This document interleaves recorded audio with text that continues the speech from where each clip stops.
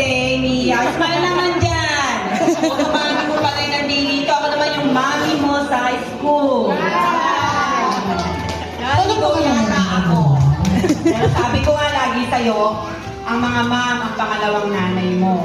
Sa school, ako yung nanay mo. Kung sila, nanay mo, marami kang nanay. Marami kang magiging nanay. Wish ko at dalangin ko palagi sa'yo na patuloy kang magsikap sa pag-aaral. Kung ano man yung desire ng puso mo, matutupad yun. Basta lagi ka lang magpe-pray. Maging mabuting bata. At lagi kang mag-smile. Smile naman dyan! Happy birthday!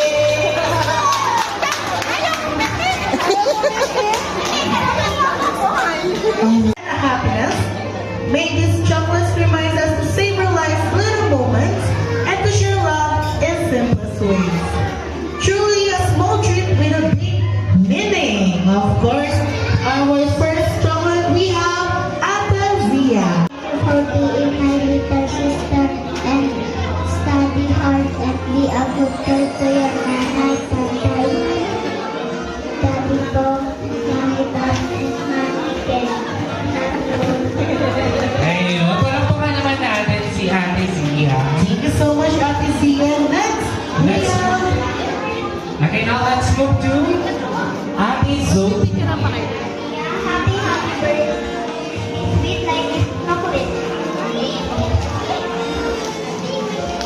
Thank you so much, Ate Zoe. Now let's move to Kuya Dominic.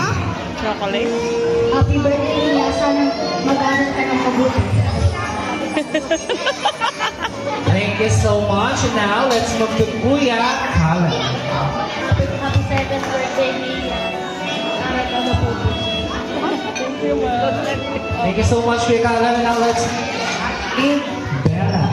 Happy 7th birthday, Mia. Mag-aral mabuti at laging tandaan. Laging magdasal. Alright, thank you so much. Okay, now let's move to Sabrina Clear.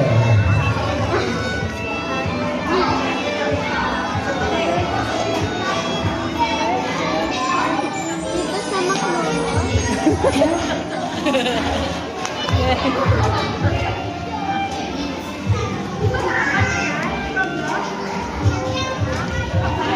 birthday girl. Alright, for our last chocolate, we have Trisha Adeline.